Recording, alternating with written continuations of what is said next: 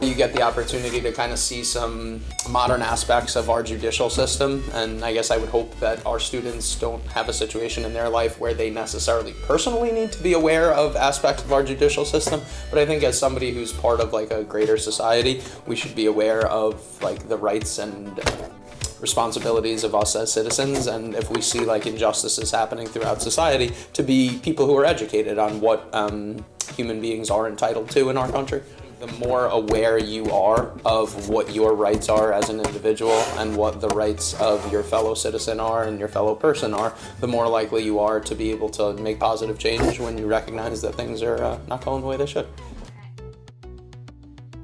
History in the headlines will give you the opportunity, I guess, to kind of reverse the way you would normally see social studies. As a social studies teacher, we teach the history and then try to weave in some current events with it, where this would be more focused on what's going on in present day society through technological means and whatnot, understanding like how different media sources affect our flow of information, how different biases affect like the way that we perceive certain things. And I think having a course where you can really dive into that and not worry about the standardized test at the end of the year, but just be aware of what's going on with your surroundings is a great thing.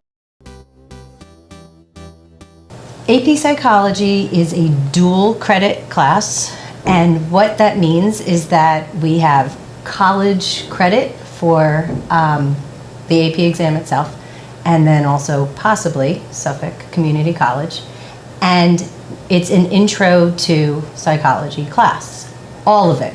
So you cover the brain, you cover development. Do you want to be a parent of an egg? Do you want to learn about the treatments of disorders? It covers everything. But most importantly, because this course is something that you can apply to your life and you actually learn about you.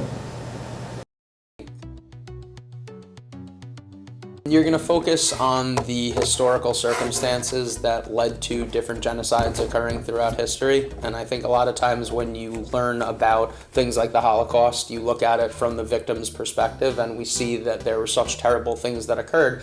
And sometimes you just don't have time to like get into what were the policies that caused groups of people to be willing to do things like this, and what was the background?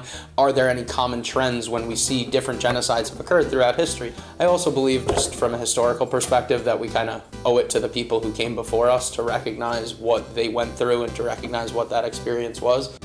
European history.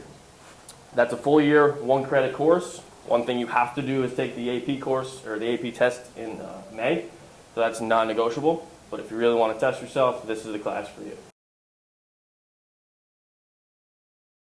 Local/Long Island history. It is a half-year course, half credit.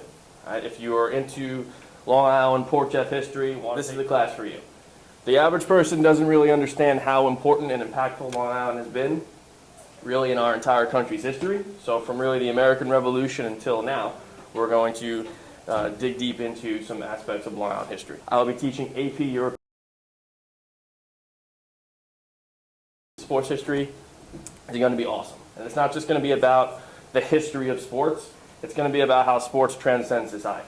You can see whether it's Jackie Robinson breaking the color barrier, different major impactful moments. We'll talk about segregation, political polarization, fandom and how you become fans of certain teams where you live, okay, and even how certain moments will impact certain cities or countries.